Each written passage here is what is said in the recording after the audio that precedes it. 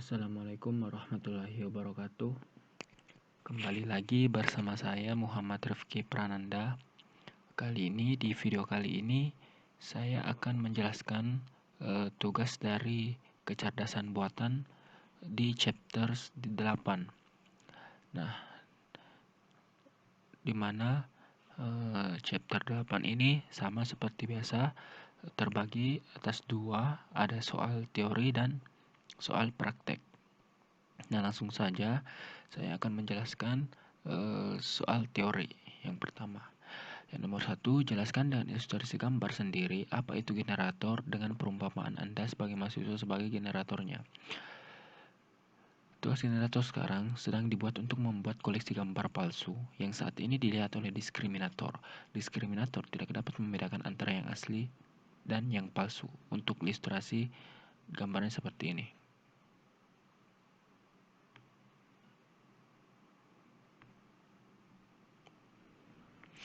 Nah, selanjutnya nomor 2, jelaskan dengan ilustrasi gambar sendiri apa itu diskriminator dengan perumpamaan dosen Anda sebagai diskriminatornya.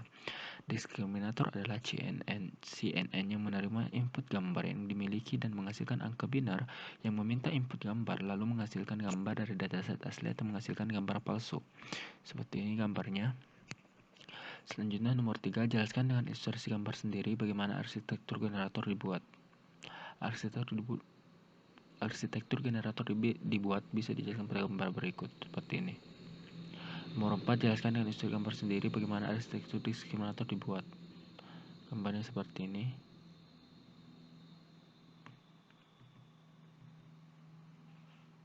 Ini tadi kebalikannya ya. Selanjutnya nomor 5, jelaskan dengan ilustrasi gambar apa itu latent space. Latent space dijelaskan pada gambar seperti ini. Selanjutnya nomor 6, ilustrasi gambar apa itu adversarial play. Seperti ini gambarnya. Nah, selanjutnya di nomor 7, jelaskan dengan ilustrasi gambar apa itu Nash equilibrium. Nash equilibrium adalah teori permainan, adalah suatu studi tentang interaksi strategis antara agen rasional. Sederhananya itu berarti adalah studi interaksi ketika pihak-pihak yang terlibat mencoba dan melakukan yang terbaik dari sudut pandang mereka. Detailnya dapat dijelaskan pada gambar berikut seperti ini.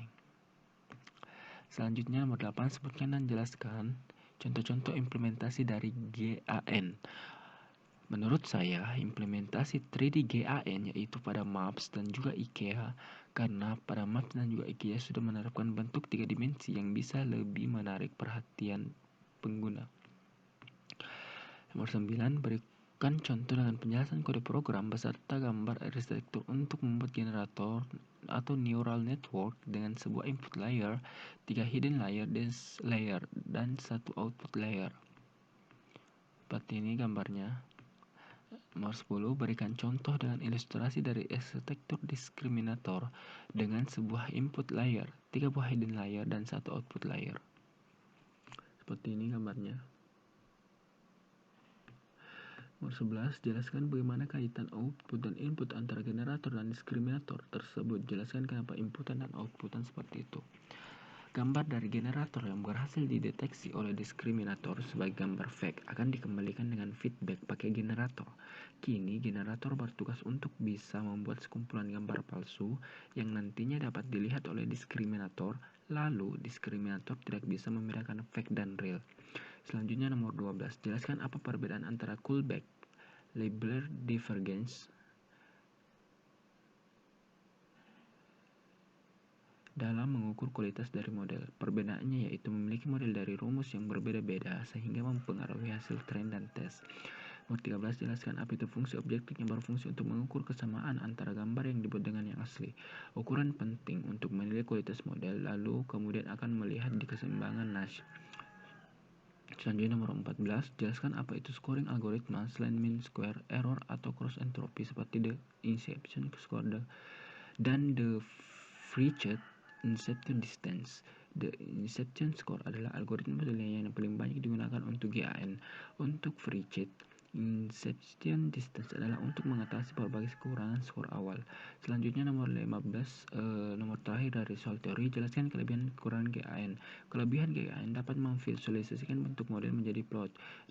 Kemudian pada kelemahannya model susah untuk diimplementasikan yang membuat data training menjadi lemah. Selanjutnya yang bagian kedua kita masuk di praktik program. Nomor 1, konvolusi 3D. Konvolusi 3D menerapkan filter 3 dimensi ke kumpulan data dan filter 3 arah X, Y, dan Z.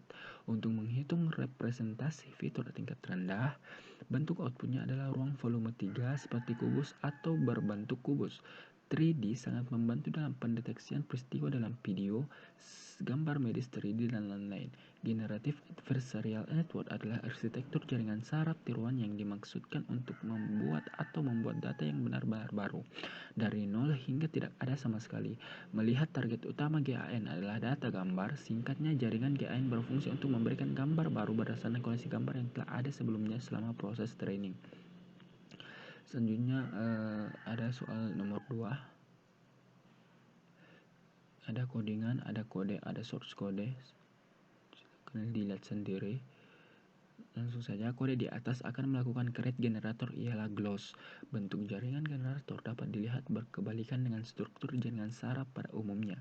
Generator biasanya menerima input sebuah vektor Z yang kemudian mengubahnya menjadi sebuah output 3D atau 3 dimensi. Selanjutnya ada soal nomor 3 seperti ini, ada sama seperti ada codingan. Diskriminator adalah di loss. Jaringan diskriminator merupakan jaringan klasifikasi biner yang menerima input gambar 3 dimensi dan mengeluarkan klasifikasi menyatakan input gambar adalah gambar asli dari dataset atau merupakan gambar buatan generator. Diskriminator dilatih dengan dataset yang diambil dari generator, lalu di training untuk membedakan keduanya. Gambar dari generator yang berhasil dideteksi oleh diskriminator sebagai gambar fake akan dikembalikan dengan feedback pakai generator. Selanjutnya ada soal nomor 4, proses training 3D GAN yaitu dengan melakukan epoch sebanyak yang ditentukan. Soal nomor 5, ada poinnya clone GitHub, download dataset, berfolder baru, logs, dan result. Soal nomor 6, dataset yang digunakan yaitu 3D ShadNets yang berisi model-model bentuk benda dan lain-lain. Selanjutnya nomor 7, volume pixel atau voxel adalah titik dalam ruang 3 dimensi. Sebuah voxel mendefinisikan posisi dengan 3 koordinat dalam arah X, Y, dan Z. Sebuah voxel ada unit dasar untuk mewakili gambar 3D. Untuk gambarnya ialah sebagai berikut. Ini seperti gambarnya. Selanjutnya nomor 8, sama seperti ada kode program. Kode di atas berfungsi untuk visualisasi dataset dalam tampilan plot.